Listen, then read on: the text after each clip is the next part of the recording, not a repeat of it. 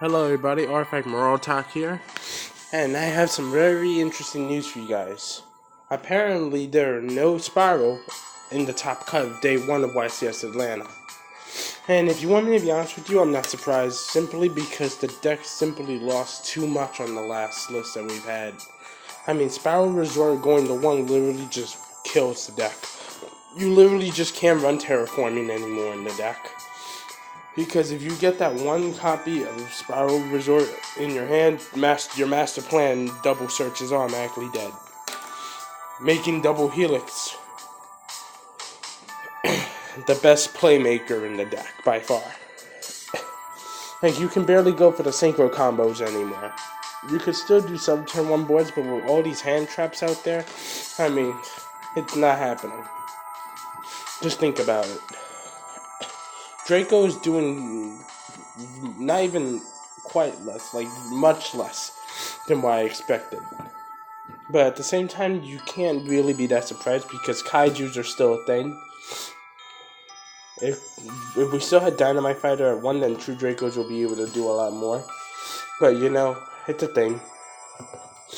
What's surprising me though is the fact that ABC is not seeing any representation in the top cut so far into day 1 of YCS Atlanta.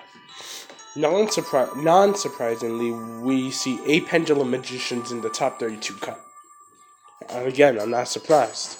Heavy Metal Pose Electromite is a broken link monster and literally gives the deck the pluses that it needed following the ban of Skullcrabat Joker and Double Iris Magician.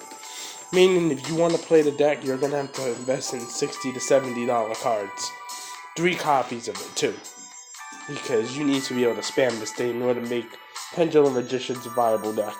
So, be prepared to invest over $200 for a playset of a Link Monster. Is probably going to get hit down on the following list, if not banned or reprinted following the Mega Titans sometime next year. So yeah, those are some interesting things that have been going on with this. So let's see. Invoked are doing pretty decent. I mean, they have a Mech Knight variant up there. I still don't know how Mech Knights did better than ABC in this tournament. But you know, it's a thing. But now, if you back to me backing up my top 5 budget deck argument. If True Draco is not seeing that much representation in these tournaments, it's gonna hide back down, and Herald will be able to function. Like, literally, the only deck that Herald struggles against is True Draco. Herald inherently doesn't have a bad matchup because of the way that deck plays. The exception to that being True Dracos, of course, because True Draco just floodgates everything.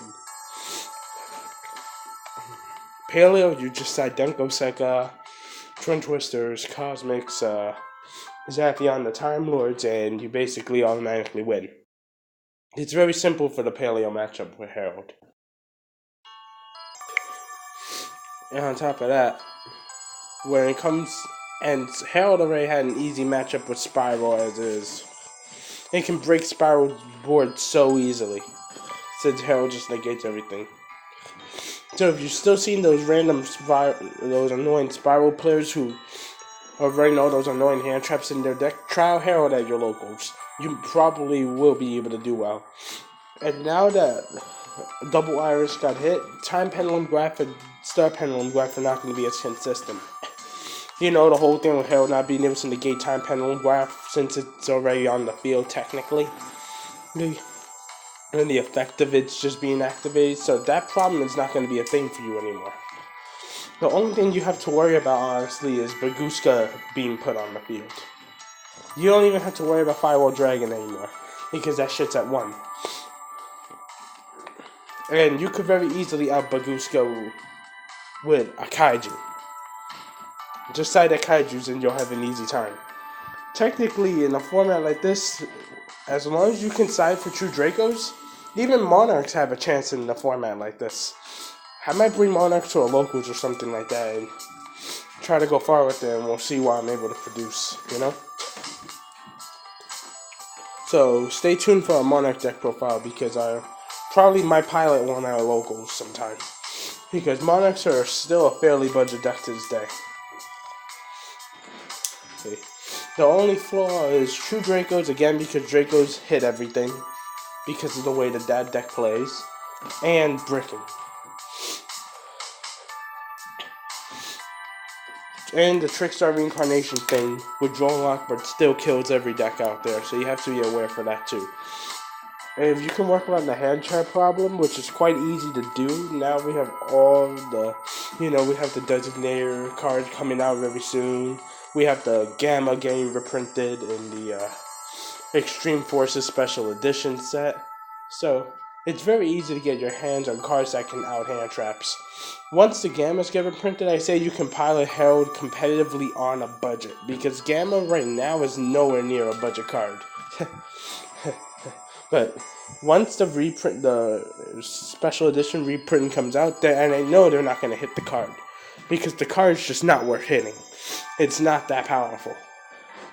So I don't see the card getting hit.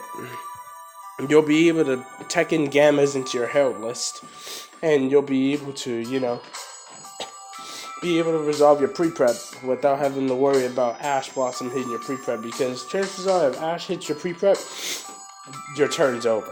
Unless if you already have the Herald combo pieces in your hand. So that's always an issue you have the chance of going against as well.